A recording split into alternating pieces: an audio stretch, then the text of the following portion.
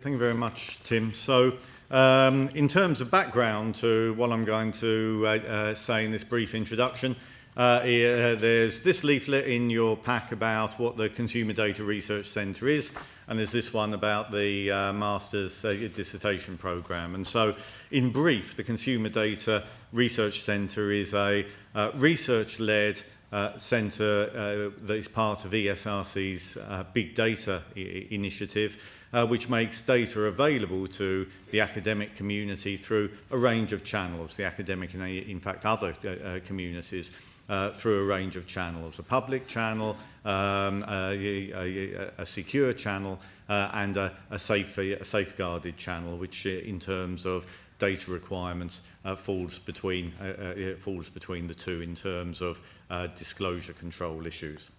So what I'm here to talk about is one of our major initiatives, engagement initiatives, which seeks to bring retail organisations in particular together with academics to the mutual benefit of both. And in terms of the CDRC ladder of engagement between businesses and academia, this is very much the first ladder of engagement where we're looking to identify specific projects pitched at the master's level, which are of mutual interest to both parties. And so the programme gives companies the opportunity to invite a master's student to undertake a research project working with them and the student's university. The invite word is actually quite important as well, because my colleague Guy Lansley, who's here at the today's conference, is responsible for arranging the matchmaking. Basically, students who express interest in our projects are invited to interview by the participating company. And the students then carry out the research, usually at their university, with the support of university supervisors, but also with input from the business partner. And at the end of that process, all of the dissertations are submitted to their respective institutions. They're also copied to CDRC, and we have a national competition in effect. All of the dissertations are evaluated by a team of judges. The students and their supervisors are invited to this conference, and the purpose of this session is to culminate with a notification of the best dissertations this year. So the programme, as Tim said, has really been carried out very much in partnership with the Demographics User Group since it was instituted in 2012. And you can see from this slide that there is very much a very impressive roll call now of organisations that have been involved in the programme over the 4 full years in which it's evolved.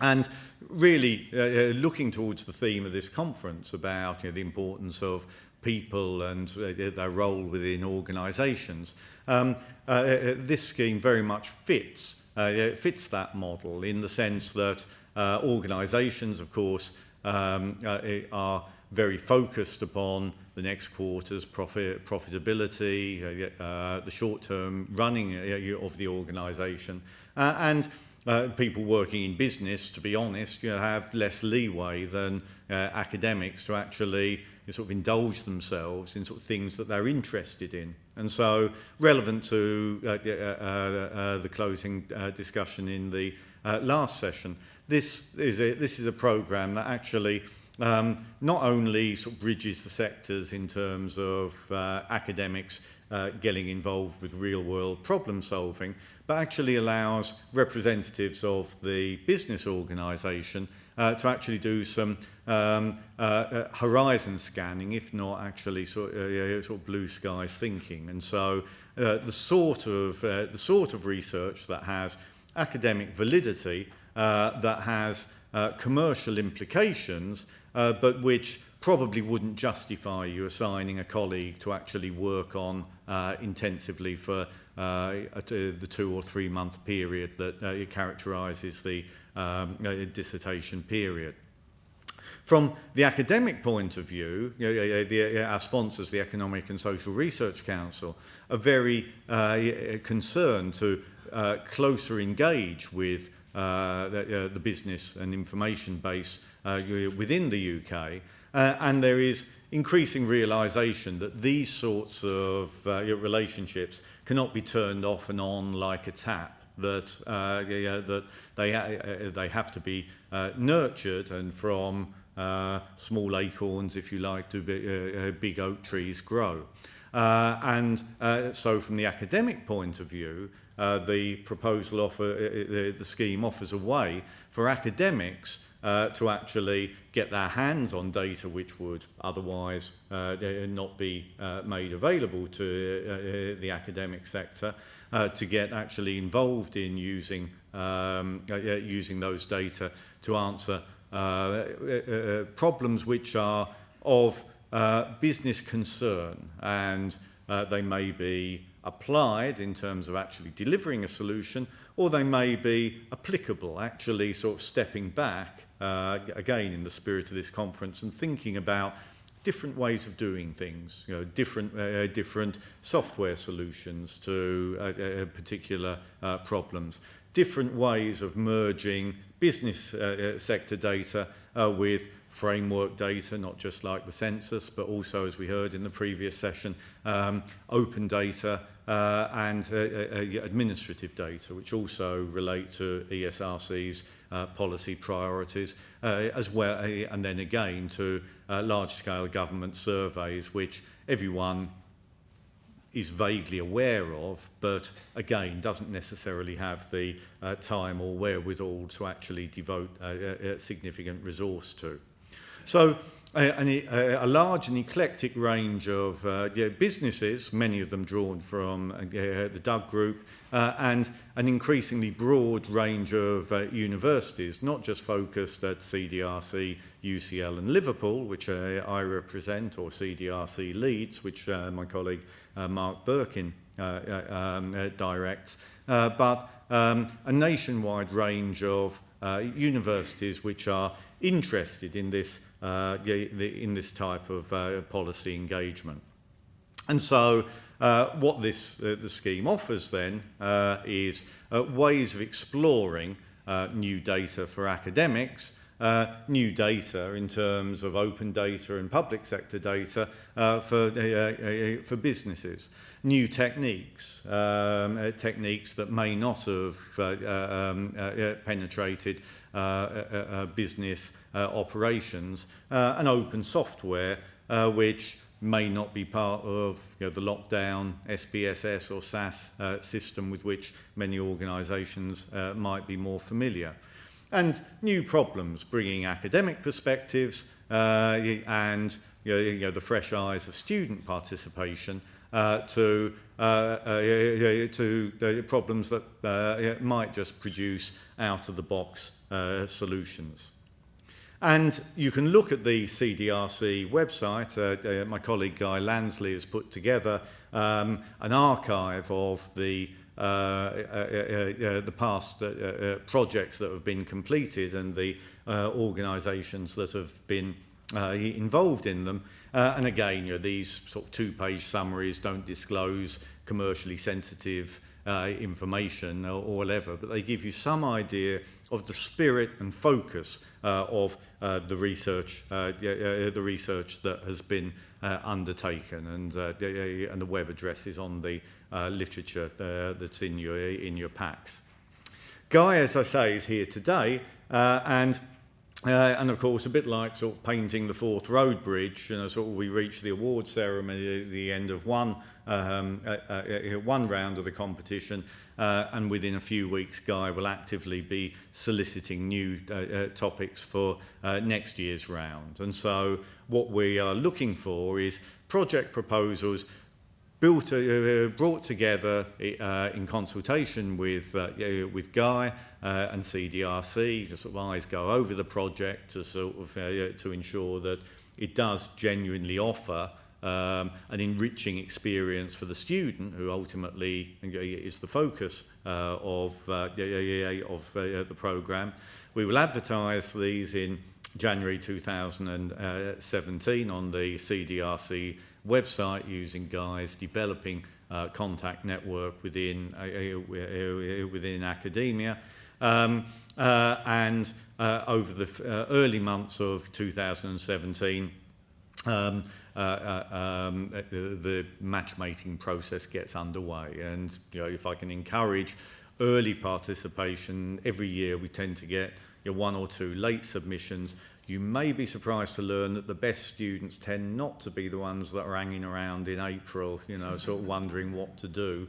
And so there is a sense of, early participation. Early participants tend to foster the best relationships. The research takes place over the May to August period. The dissertations are submitted. This year I'm extremely grateful to Nick Lomax, Nick Mallison and Michelle Morris at the University of Leeds in CDRC for undertaking the marking of all of them. We get together, we look at the overall marks in the context also of the posters, which will be available for you to look at over lunchtime, and come up with our awards. And so the details, really how to participate, are summarised in the leaflet that's in your pack, but basically there's lots of information on our website. You can download a short project proposal from the web page. Guy is very responsive and able to advise on what is likely to fly, what's likely to be attractive, and so on and so forth. And the project should be problem focused and involve either retail data or data pertaining to consumers that are available in the public domain. We ask also all participants to come up with a £500 bursary which is paid directly to the student on submission of a successful project. And yes, so the deadline for project proposals is Friday the 9th of December coming up. Okay, so in terms of the prizes, as I say, we're in our practice is to offer two runners-up prizes and a first prize. And as I say, sort of the judges from the University of Leeds this year was a record-breaking cohort of master's dissertations. I think we had 16 entrants to the competition, which the judges commended for their diversity in terms of objectives and in terms of the range, type and structures of data involved. They also commended the scheme for the very diverse range of skills, techniques and different software packages used by students. And here again there is cross-fertilisation. Sort of many master's students don't get to use SAS and SPSS much. Sort of many people working in industry don't use sort of R and the other sort of workhorses of open data analytics. So the first runner-up then is a collaboration with Eon, and the winner is Fionn Carney. So if she could come up and get the prize, please.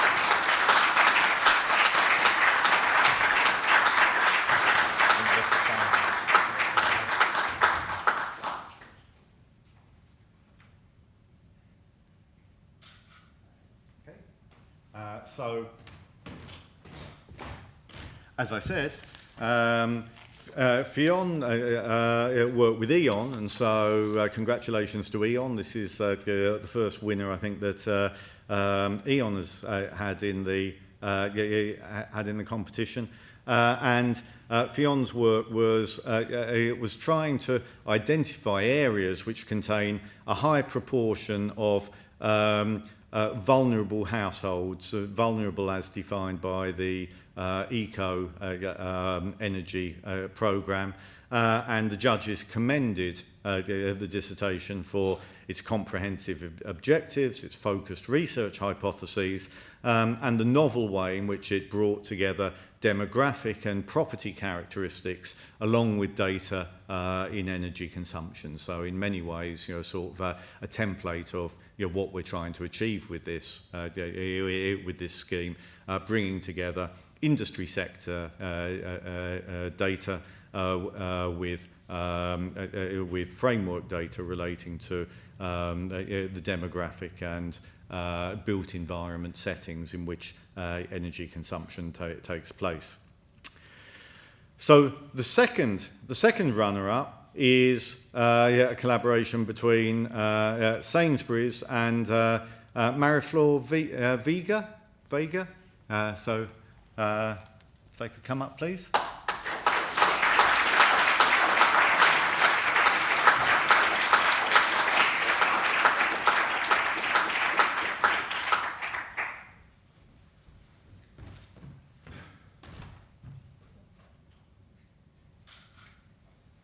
Very good.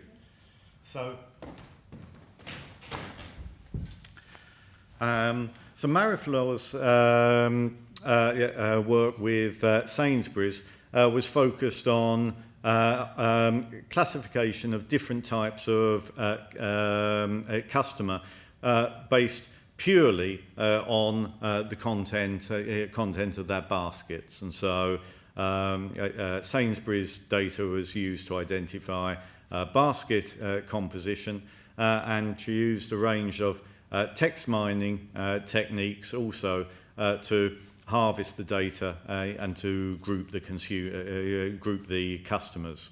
And the judges commended this as a very competent technical dissertation, which was very well executed and very industrious in the way in which the results were obtained and the sensible way in which they were interpreted. So, yes, congratulations, Mariflor. And now we come to the first prize, and the first prize winner actually, I think he comes from Mexico, and so very selfishly he isn't here. But the winning dissertation is a collaboration between Movement Strategies and Luis Francisco Major. I don't know if there is anyone from Movement Strategies here. I'm not sure there is. Yeah? If so, could someone collect the award on his behalf?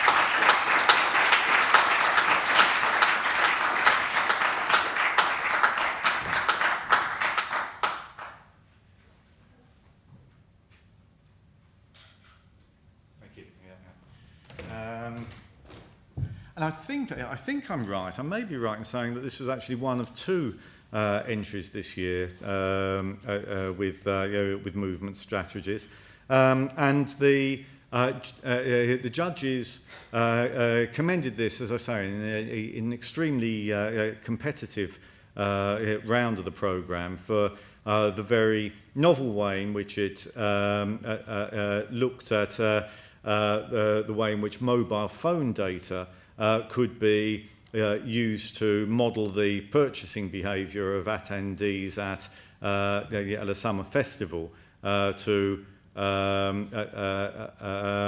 model their movements on a festival site. And so the judges commended it for the novel application of machine learning and artificial neural net techniques and the clearly stated ways in which these methods were used to model visits to facilities within the festival site. So clear aims and objectives and a clear analysis of the big data source in order to identify movement strategies. I thought people just visited franchises when they were stoned, but I'm sure it's much more complicated than that. Anyway, so those are the three awards. Just in closing, though, of course, I'm aware that one of the highlights of the Doug conference is the Doug Award, the Doug Award for sort of services to the business community in terms of data, but in terms of what Tim's theme for the conference, I think I want also to highlight the importance of people in general and one person in particular. I mentioned that we've run this programme now since 2016, when it was started as a small consultancy project for the Economic and Social Research Council, and it was started by Tim's predecessor in Doug, Keith Dugmore, and myself, getting the ball rolling. And getting something, an initiative like this off the ground in terms of academic participation is in many ways sort of like pushing a rock uphill, or to take sort of Tim's other sort of climbing metaphors, there is always another summit, another hurdle. But we have seen sort of that small consultancy project actually sort of mushrooming into a significant investment by the ESRC into a major big data centre. And that's been recognised at an institutional level in the Doug Awards by the nomination of ESRC as the Doug Organisation of the Year a couple of years ago. But I want also to highlight really over that period the enduring contribution of Bruce Jackson, who works at ESRC, in that very small, really, knowledge transfer division, and throughout the last 4 or 5 years, I think Bruce has always played a straight bat with us in terms of what was required of us and how we fit ESRC's institutional objectives, or where we're going awry. But also brings, again, practical problem-solving expertise to the ways in which these sorts of collaborations can actually be made to work. And so, of course, the success of initiatives like this happens when ESRC actually invests in the sorts of collaborations that we're involved in. But as I'm sure Tim would agree, it's people that make things happen. And I think after 5 years or so of the retail master's dissertation scheme, it's probably appropriate that we mark this point by giving Bruce a formal vote of thanks, and not a certificate to hang on his wall, but something a little bit more useful. Keith Dugmore was always very good at giving presents to people who wanted. So is Bruce here, please?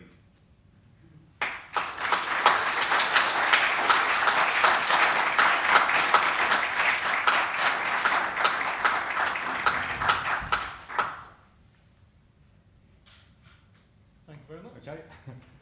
Right. Good. Yeah.